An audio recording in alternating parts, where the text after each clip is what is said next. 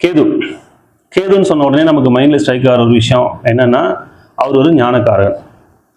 Okay, அந்த ஞானம்னா என்ன, அந்த ஞானத்தை நமக்கு எப்படி கொடுக்கிறார், அந்த ஞானம் நமக்கு கிடைக்க வேண்டிய அவசியம் என்ன, இதை ஃபர்ஸ்ட் நம்ம தெரிஞ்சுக்கணும். ஞானம் அப்படின்றது பெரிய விஷயம்லாம் ஒன்றும் இல்லைங்க. நம்முடைய உணர்வு மேன்மை அடையும் பொழுது ஞானமா மாறுது.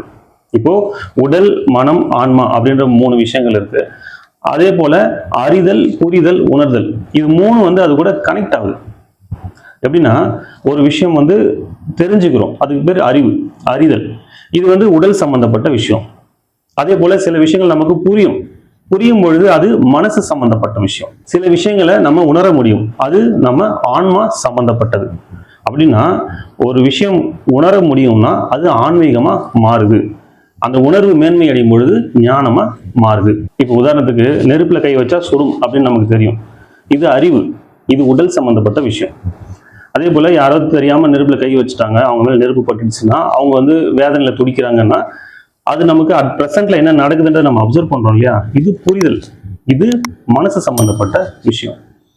அதே போல யாருக்கு அடிபட்டதோ அந்த இடத்துல நம்ம இருந்தா, அந்த நெருப்பு நம்ம மேல பட்டிருந்தா, நமக்கு காயம் ஏற்பட்டிருந்தா அந்த வலி வேதனை எப்படி இருக்கும், அதை ஃபீல் பண்றோம்ல, உணர்தல், அது ஆன்மா சம்பந்தப்பட்ட விஷயம்.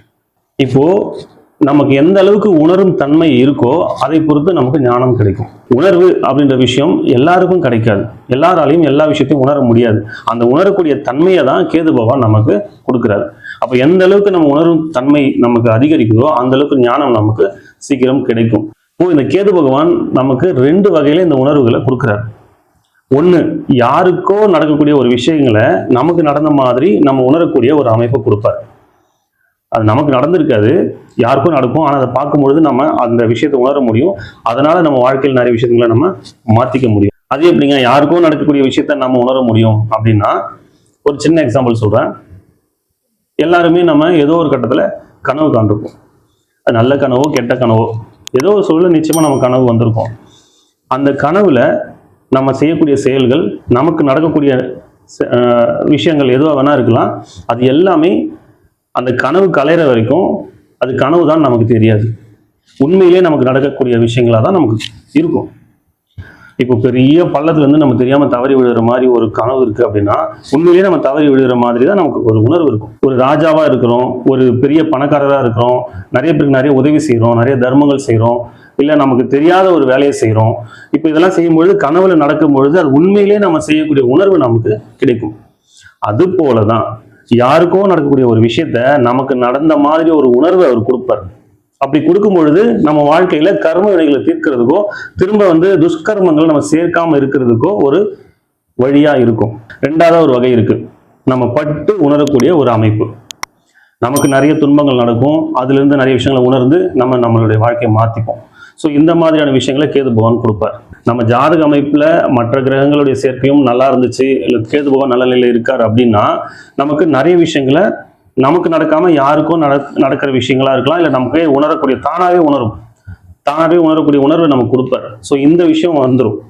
இல்லை நமக்கு ஜாதக கட்டங்கள் மற்ற கிரகங்கள் சரியில்லை, வேற ஏதோ பிரச்சனை இருக்கு அப்படின்னா, நம்ம நிறைய விஷயங்களை பட்டு தான் உணரணும், அடிபட்டு தான் உணரணும். அந்த அடிபட்டாது உணர்ந்துட்டா அடுத்த வாட்டி அது நடக்காது.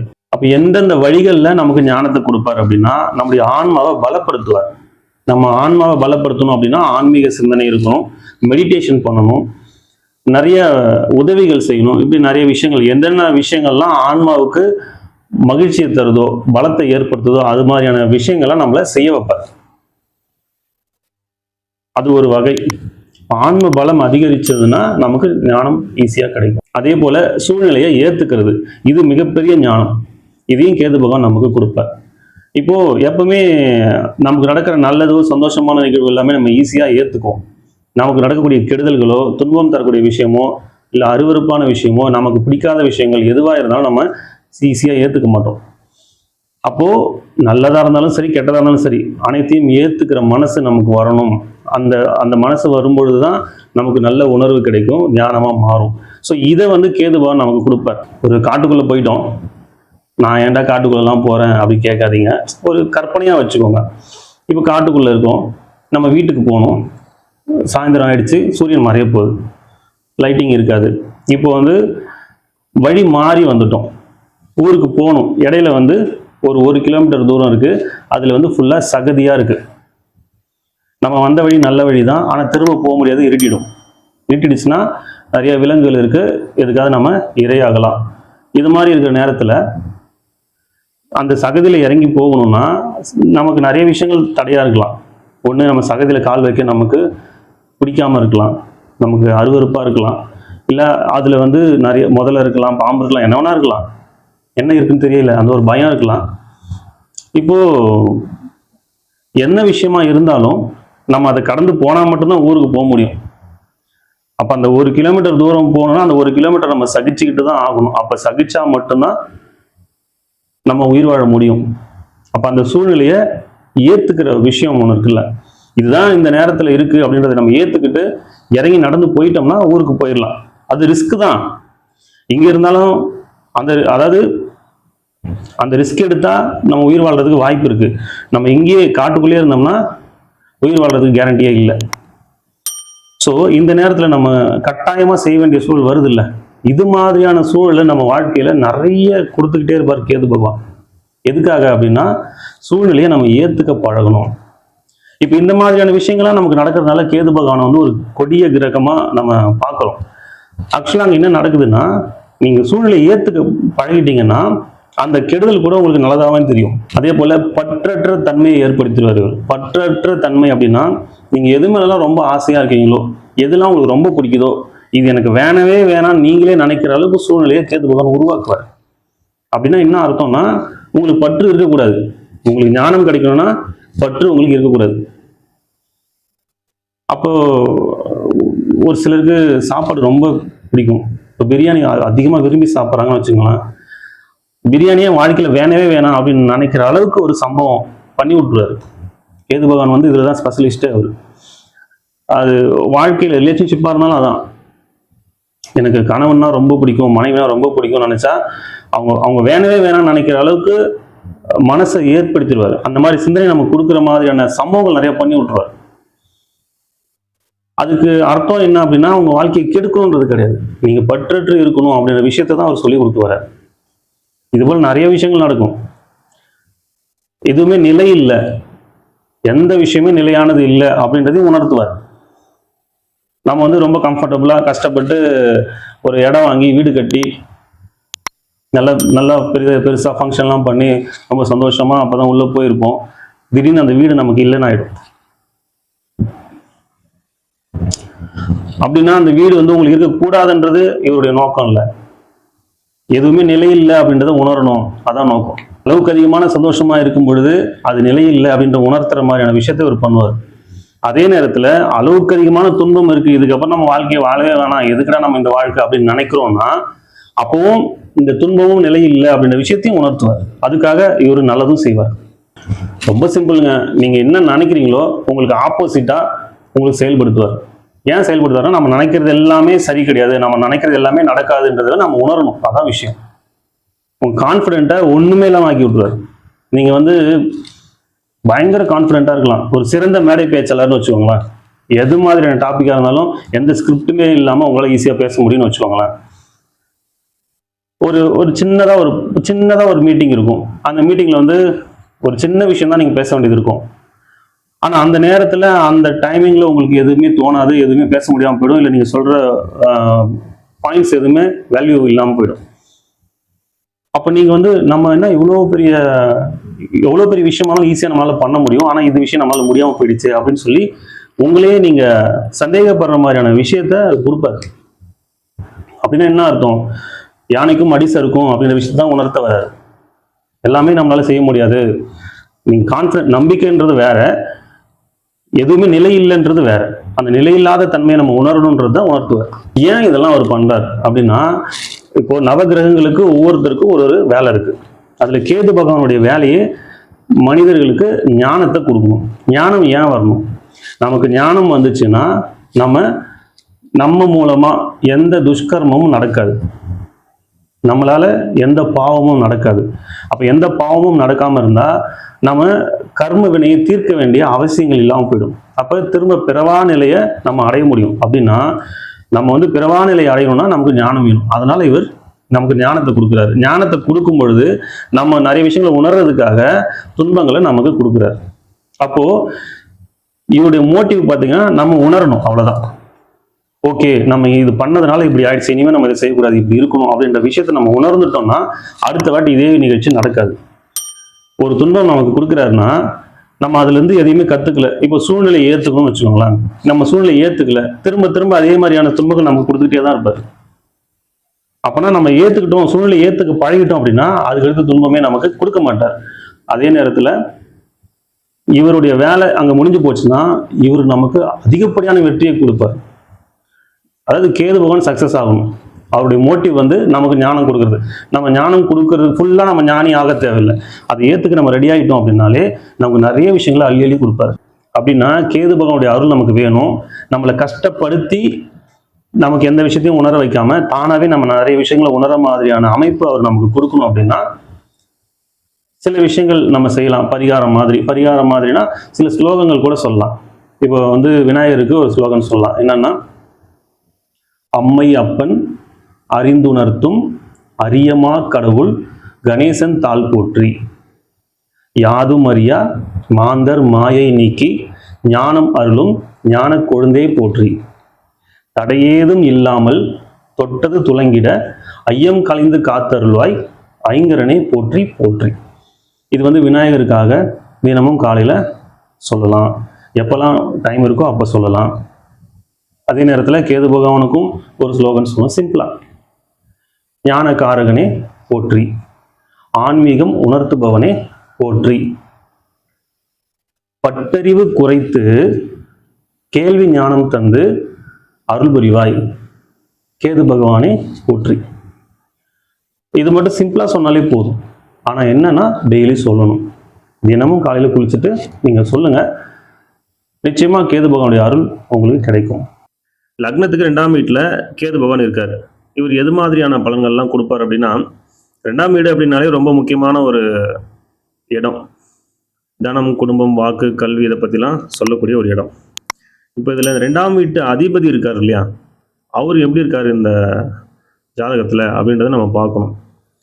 கேது பகவான் வந்து நல்ல நிலையில் ஜாதகத்துக்கு சாதகமான நிலையில் இருந்தாருன்னா அளவுக்கு அதிகமான நன்மையை செய்வார். 2ஆம் இடத்துல ஒரு உயர்ந்த இடத்துல கொண்டு வந்து நிறுத்திடுவார். பொருளாதார ரீதியாக செல்வ செழிப்பாக இருக்கக்கூடிய ஒரு வாய்ப்பு, படிப்புலாம் அற்புதமாக இருக்கும். சின்ன வயசுலேயே நிறைய விஷயங்களை கற்றுக்கக்கூடிய ஒரு அமைப்பு கொடுப்பார். ரொம்ப கண்ணியமாக நடந்துக்கிறது, ரொம்ப கவனமாக இருக்கிறது, ஒரு காரியத்தை ரொம்ப கவனமாக செய்யக்கூடிய அமைப்பை அவர் கொடுப்பார், ரொம்ப தெளிவாக. நண்பர்கள் நிறைய இருப்பாங்க. நண்பர்கள் மூலமாக இவங்களுக்கு நிறைய ஆதாயங்கள் கிடைக்கும். உயர்வு அப்படின்னா சிறப்பான உயர்வு, ரொம்ப எல்லாருமே பார்த்து வியக்கக்கூடிய அளவுக்கு ஒரு வளர்ச்சி அந்த ஜாதகருக்கு இருக்கும். ரொம்ப பெருந்தன்மையாக இருப்பாங்க. தன்னடக்கம் அதிகமாக இருக்கும். நிறைய விஷயம் அவங்கக்கிட்ட இருக்கும். ஆனால் எனக்கு அது தெரியும் இது தெரியும்லாம் வெளியில் காமிச்சிக்க மாட்டாங்க. ரொம்ப வருஷமாக கூட இருக்கிறவங்களுக்கே அவங்க ஒரு விஷயம் செய்யும்பொழுது இவ்வளோ நாளாக இந்த டேலண்ட் ஓட்ட இருக்குன்னே எனக்கு தெரியாது அந்த மாதிரி சொல்லுவாங்க. அந்தளவுக்கு ரொம்ப தன்னடக்கம் அதிகமாக இருக்கும். மனைவியுடைய ஆயுள் ரொம்ப கெட்டியாக இருக்கும். பணம் சம்பாதிக்கிறதுக்கு என்னென்ன முயற்சிகள்லாம் எடுக்க முடியுமோ அத்தனை முயற்சியும் எடுப்பாங்க. மற்றவங்களால இவங்களுக்கு நிறைய ஆதாயம் இருக்கும். ரொம்ப ஸ்ட்ராங்காக இருப்பாங்க.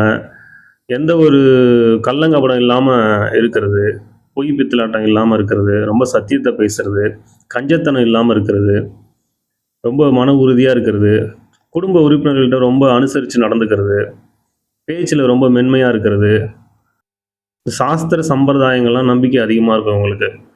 தன்னை சுற்றி இருக்கிறவங்க எல்லாரையுமே வந்து ரொம்ப நல்லா பார்த்துக்கணுன்ற எண்ணம் அதிகமாக இருக்கும். இவங்க சொன்ன வார்த்தை பலிக்கும்.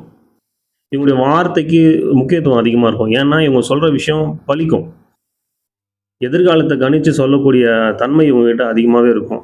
ரொம்ப சாந்தமான குணம் இருக்கும். பேச்சு திறமை ரொம்ப அதிகமாக இருக்கும். இந்த திடீர் அதிர்ஷ்டம் வந்து கேது பகவான் நிறைய கொடுப்பார். 2ஆம் வீட்டில் கேது பகவான் நல்ல நிலையில் இருந்தாருன்னா, ஜாதக அமைப்பு சாதகமாக இருந்துச்சுன்னா திடீர் அதிர்ஷ்டம் வரும். புதையல் கிடைக்கக்கூடிய வாய்ப்பு இருக்கும். இவங்க ஃப்ரெண்டு வந்து லாட்டரி டிக்கெட் வாங்க போகிறாருன்னு வச்சுக்கோங்களேன், இவரும் கூட போயிருக்காரு. நீங்களும் ஒன்று வாங்கிக்கிங்கன்னு சொல்கிறாங்க, அவங்க ஃப்ரெண்டு சொல்கிறாங்கன்னா இவர் வேணான்னு சொல்லுவார். கம்பல் பண்ணி சும்மா ஒன்று வாங்கிக்கங்கன்னு கொடுத்துருவாங்க. கடைசியில் பார்த்தா இவருக்கு ப்ரைஸ் விழுந்துடும். அந்த மாதிரி ஒரு எதிர்பார்த்தே இருக்க மாட்டாங்க. இது நடக்கும்னே தெரியாது, சம்மந்தமே இருக்காது. திடீர்னு அதில் ஒரு ஆதாயம், ஒரு செல்வ செழிப்பு இதெல்லாம் வரக்கூடிய வாய்ப்பு இந்த 2ஆம் வீட்டு கேது பகவான் கொடுப்பார். இவங்களுக்கு ஒரு விஷயத்த வந்து ரொம்ப தெளிவாக யோசிப்பாங்க, ரொம்ப நிதானமாக யோசிப்பாங்க. நிலையான ஒரு மனநிலை இருக்கும் உங்களுக்கு. இன்னைக்கு ஒன்று நினைக்கிறது, நாளைக்கு வேற நினைக்கிறது அந்த மாதிரிலாம் இருக்காது. தெளிவாக யோசிப்பாங்க. செலவும் பார்த்தீங்கன்னா ரொம்ப சிக்கனமாக தேவைக்கு கரெக்டாக பண்ணுவாங்க. ரொம்ப நாணயமாக நடந்துக்குவாங்க. சாஸ்திர சம்பிரதாயம் அதை பற்றி தெரிஞ்சுக்கிறது, அதில் விருப்பம், ஆர்வம் எல்லாமே இவங்ககிட்ட அதிகமாக இருக்கும். இவங்களுக்கு வந்து பேங்க் பேலன்ஸ் இருந்துக்கிட்டே இருக்கும் எப்போவுமே. மண்ணை கட்டி விற்றாலும் இவங்களுக்கு காசு வரும். அதாவது எந்த ஒரு விஷயமா இருந்தாலும் அதை எப்படி காசை ஆக்கணும் அப்படின்ற வித்தை இவங்களுக்கு ரொம்ப நல்லாவே தெரியும். ஞாபக சக்தி ரொம்ப அதிகமாக இருக்கும். கற்பனை சக்தியும் ரொம்ப அதிகமாக இருக்கும். தன்னுடைய குடும்பத்தாருக்கு பாதுகாப்பு கொடுப்பாங்க. இவங்க ஒரு ஒரு விஷயமும் வந்து தவறாக போகாமல் இருக்கிறது எப்படி, பாதுகாப்பாக இருக்கிறது எப்படின்ற அந்த விஷயம் உங்களுக்கு ரொம்ப நுணுக்கமாக தெரியும். எல்லாத்துக்கும் மேலே எவ்வளோ பணம் சம்பாதிச்சாலும் அதை பாதுகாக்கிறது எப்படி, அதை வந்து கரெக்டாக செலவு பண்ணுறது எப்படி, அந்த மணி மேனேஜ்மெண்ட் சொல்கிறாங்கள்ல, அதெல்லாம் இவங்களுக்கு ரொம்ப நல்லா தெரியும் உங்களுக்கு. அது பண்ணுறது மட்டும் இல்லாமல் அதை அனுபவிப்பாங்க. நிறைய பேர் பணம் சம்பாதிப்பாங்க, ஆனால் உட்காந்து அவங்களால அனுபவிக்க முடியாது. ஆனால் இவங்க சம்பாதிக்கவும் தெரியும், அதை பாதுகாக்கவும் தெரியும், நல்லா அனுபவிக்கவும் தெரியும் அவங்களுக்கு. கேது பகவான் ஜாதகத்தில் ஒரு சாதகமான நிலையில் இல்லை அப்படின்னா சில சிக்கல்கள்லாம் கண்டிப்பாக இருக்கும். முக்கியமாக சொல்லணும்னா குடும்ப பிரச்சனை அதிகமாகவே இருக்கும். குடும்பத்து கூட ஒட்டாமல் பிரிஞ்சிருக்கக்கூடிய சூழல் ஏற்படும். கணவன் மனைவிக்குள்ளே பிரிஞ்சிருக்கிற மாதிரியான சூழல் ஏற்படும். நம்ம சொல்கிற வார்த்தைக்கு மதிப்பு இல்லாமல் போகும். அதனால் நம்ம நல்லது சொல்ல போனால் அது கெட்டதாக முடிஞ்சு அது ஒரு பிரச்சனையாக வந்து சேரும். அது மாதிரியான விஷயங்கள் நடக்க வாய்ப்பு இருக்குது. அதே போல் பொருளாதார ரீதியாக நிறையா துன்பங்களை அனுபவிக்க வேண்டிய சூழல் இருக்கும். கல்வி சரியாக தொடர முடியாமல் இருக்கலாம், ஆரம்ப கல்வி சரியில்லாமல் இருக்கலாம். ஒரு நிலையான வேலையாக இல்லாமல் ஏதாவது ஒரு வேலை மாறி மாறி போகிறது. ஒரு வேலை செய்ய போனால் அதில் ஏதாவது பிரச்சனை வரும், அதை விட்டுட்டு திரும்ப இன்னொரு வேலை போகிறது. அதை செஞ்சால் அதில் பிரச்சனை வரும், அதையும் விட்டுட்டு திரும்ப இன்னொரு வேலைக்கு போகிறது. இப்படி பணம் சம்பாதிக்கிறதுக்காக நிறைய முயற்சிகள் எடுக்க வேண்டிய கட்டாயம் இவங்களுக்கு இருக்கும். மற்றவங்களுக்கு உதவி பண்ணுறதுனால இவங்களுக்கு ஆபத்து வரக்கூடிய சூழல் இருக்கும். நிறைய பேருக்கு உதவி பண்ணியிருப்பாங்க, அதனால் பிரச்சனையை சந்திச்சிருப்பாங்க. அப்படியும் நடக்கிறதுக்கான வாய்ப்புகள் அதிகம் அவங்களுக்கு. பணம் செலவு பண்ணுற எண்ணமே இருக்காது, கஞ்சத்தனமாக இருப்பாங்க. விதண்டாவாதம் பண்ணுறது, சில பேருக்கு வந்து யாசகம் எடுக்கக்கூடிய அமைப்பு கூட இருக்கும். இந்த கடன் கொடுக்கறது, வாங்குறது இது மாதிரியான விஷயத்தில் இறங்கினாலே பிரச்சனையில் மாட்டிக்குவாங்க. இவங்க கடன் கொடுத்தாலும் காசு திருப்பி வராது, வாங்கினாலும் சொன்ன மாதிரி திருப்பி கொடுக்க முடியாது. நாணயமாக இருக்குன்னு நினைப்பாங்க, இருக்க முடியாது. நாளைக்கு தரேன்னு சொல்லியிருப்பாங்க, அந்த வார்த்தையை வந்து காப்பாற்ற முடியாமல் போயிடும். ஒரு பிஸ்னஸ் பண்ணுறாங்கன்னா கூட்டாளிக்குள்ளே பிரச்சனை வந்துடும், நண்பர்கள் மூலமாக நிறைய பிரச்சனை வரும். இது எல்லாமே கேது பகவான் 2ஆம் வீட்டில் இருந்தால் கொடுக்கக்கூடிய பொதுவான பலன்கள் தான். இப்போது ஒரு லக்னத்துக்கும் 2ஆம் வீட்டில் கேது பகவான் இருக்கும் பொழுது அவர் என்னென்ன நல்லது பண்ணுவார், என்னென்ன கெடுதல் நடக்கும் அப்படின்ற விஷயத்த ஒரு லைனில் நம்ம பார்க்கலாம். இப்போ மேஷ லக்னத்துக்கு 2ஆம் வீட்டில் கேது பகவான் இருக்கும் பொழுது ப்ளஸ் என்ன அப்படின்னா, இது ஒரு கோடீஸ்வர யோகம். திடீர் அதிர்ஷ்டத்தை கொடுக்கக்கூடிய ஒரு அமைப்பு. புதையல் கிடைக்கலாம், சுகபோகமான வாழ்க்கை, இது எல்லாமே கொடுப்பார். நெகட்டிவ்னு சொல்லணும்னா ரொம்ப சின்ன சின்ன சந்தோஷங்களுக்காக அவங்க எடுக்கக்கூடிய சில விஷயங்கள், செய்யக்கூடிய முயற்சிகள் இது எல்லாமே அவமானத்தை தரக்கூடிய சூழல் இருக்கும். ரிஷப லக்னத்துக்கு 2ஆம் வீட்டில் கேது பகவான் இருந்தார் அப்படின்னா ப்ளஸ் அப்படின்னா ரொம்ப சிறப்பான ஒரு ஆராய்ச்சியாளராக இருப்பாங்க, ரொம்ப சாமர்த்தியசாலியாக இருப்பாங்க, ஒரு ஆசிரியராக இருப்பாங்க. நெகட்டிவ் என்ன அப்படின்னா திருமண வாழ்க்கையில் பிரச்சனைகள் ஏற்படும், குடும்பத்தை விட்டு தூரமாக இருக்கக்கூடிய சூழல் இருக்கும். மிதுன லக்னத்துக்கு 2ஆம் வீட்டில் கேது பகவான் ஒரு சிறப்பான அமைப்பு இது. அவங்க வந்து நல்ல படிப்பாளியாக இருப்பாங்க, நல்ல அறிவாளியாக இருப்பாங்க, ஒரு மருத்துவராக இருக்கிறது, ஜோதிடராக இருக்கிறது, இது மாதிரியான அமைப்புலாம் அவங்களுக்கு கிடைக்கும். நெகட்டிவ்னு சொல்லணும்னா நிறைய ஏமாறுவாங்க, மனசளவில் ஒரு அமைதி இருக்காது, நிறைய பேர் ஈஸியாக இவங்களை ஏமாற்றிடுவாங்க. கடக லக்னத்துக்கு 2ஆம் வீட்டில் கேது பகவான் இருந்தார் அப்படின்னா இவங்களுக்கு அரசு வேலை கிடைக்கக்கூடிய வாய்ப்பு, அரசியல் செல்வாக்கு, அரசியல் சார்ந்த சில விஷயங்கள் ப்ராஜெக்ட் பண்ணுறது, இது மாதிரியான அமைப்புலாம் இவங்களுக்கு கிடைக்கும். நெகட்டிவ்னு சொல்லணும்னா அவங்களுக்கு உண்டான மதிப்பு வந்து இல்லாமல் போகிறதுக்கான வாய்ப்பு உண்டு. அதாவது அவங்க தான் எல்லாத்தையும் எடுத்துக்கட்டி செஞ்சுருப்பாங்க, அவங்களுக்கு தான் முக்கியத்துவம் கொடுக்கணும், ஆனால் அவங்கள விட்டுட்டு வேற யாருக்கோ முக்கியத்துவம் கொடுப்பாங்க. அந்த மாதிரி செஞ்ச செயலுக்கான பலன் இல்லாமல் போகிறதுக்கான வாய்ப்புகள் இருக்குது. சிம்ம லக்னத்துக்கு 2ஆம் வீட்டில் கேது பகவான் அப்படின்னா இவங்க சிறந்த கல்விமான்னு சொல்லலாம், ஆராய்ச்சியாளர், கலைத்துறையில் அதிக ஆர்வம் இருக்கும், கை தேர்ந்தவர்களாக இருப்பாங்க, நிறைய பேர் புகழ் சம்பாதிப்பாங்க. இவங்களுக்கு நெகட்டிவ்னு சொல்லணும்னா இவங்களுக்கு பேச்சு குறைபாடு இருக்கும், இல்லைன்னா குடும்பத்தை விட்டு விலகி இருக்க வேண்டிய சூழல் ஏற்படும், திருமண வாழ்க்கையில் பிரச்சனை இருக்கும். கன்னி லக்னத்துக்கு 2ஆம் வீட்டில் கேது பகவான் இருந்தார் அப்படின்னா இவங்க அதிகமாக பயணம் செய்யக்கூடிய சூழல் இருக்கும். பயணம் செய்யறதன் மூலமா மகிழ்ச்சி நிறைய அவங்களுக்கு கிடைக்கும். நிறைய சுத்தி பார்க்கறது, பொழுதுபோக்குறது, நல்ல ஜாலியா லைஃப்பை என்ஜாய் பண்ணுவாங்க இல்லையா, அந்த மாதிரியான அமைப்பு இவங்களுக்கு கிடைக்கும். இதுவே நெகட்டிவா இருந்துச்சுன்னா அவங்களுக்கு வந்து சின்ன சின்ன விஷயத்துக்காக அவமானப்படக்கூடிய அமைப்பு கட்டாயம் இருக்கும். கஞ்சத்தனமா இருப்பாங்க.